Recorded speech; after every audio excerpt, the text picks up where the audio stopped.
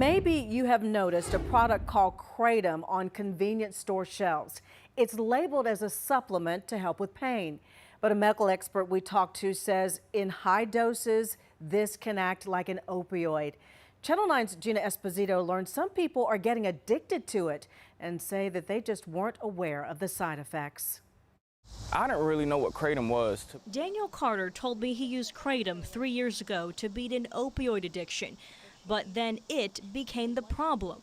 Nobody told me that there was any withdrawal symptoms or anything, but then I ended up feeling the same way that I did whenever I was trying to come off of opiates. So then ultimately it just ended up leading me right back to using the drugs that I was trying to get off of. Carter is sober now and enrolled in Ground 40, a faith-based nonprofit in Union County that helps men turn their lives around. Over the past few months, we've actually had an influx of people who are dealing with kratom. Executive Director Wesley Kazaya says he posted this warning on social media recently, not to condemn, but to inform others about the dangers of kratom. Kratom products are described as an herbal supplement used to treat pain, depression, or fatigue. Now, they are readily found at gas stations in various forms, as you can see. The most popular version, a liquid. This tiny bottle went for about $6, but some of them go as high as $20.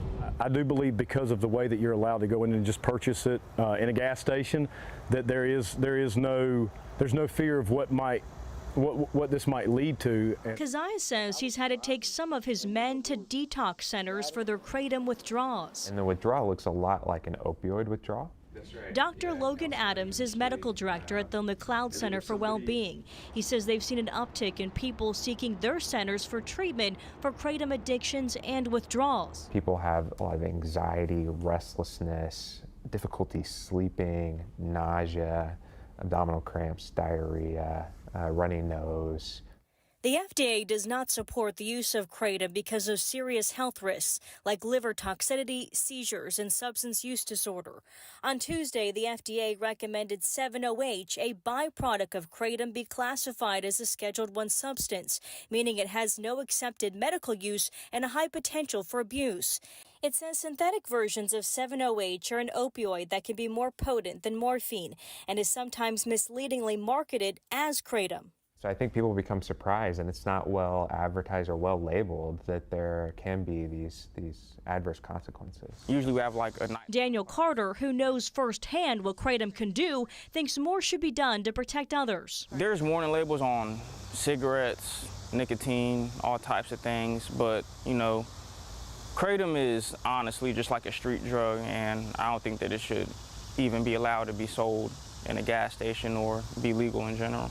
Wesley Kazaya says he's working toward change by talking with local leaders and simply speaking out. I believe the best way to start is just a warning, just to warn people of the dangers of this seemingly innocent thing. In Monroe, Gina Esposito, Channel 9 Eyewitness News. More details now. At this time, these 24 states in blue and the District of Columbia regulate kratom. If North Carolina lawmakers pass House Bill 468, it could join them. The measure would regulate kratom under the authority of the state's Alcohol Law Enforcement Division. It would ban selling this to people under the age of 21, require warnings on the packaging, and require retailers to buy a license to be able to sell it. Violators could face some steep fines. Representative Jeffrey McNeely of Iredell County sponsored the bill, and he told Channel 9 that this could come up again in the short session next year.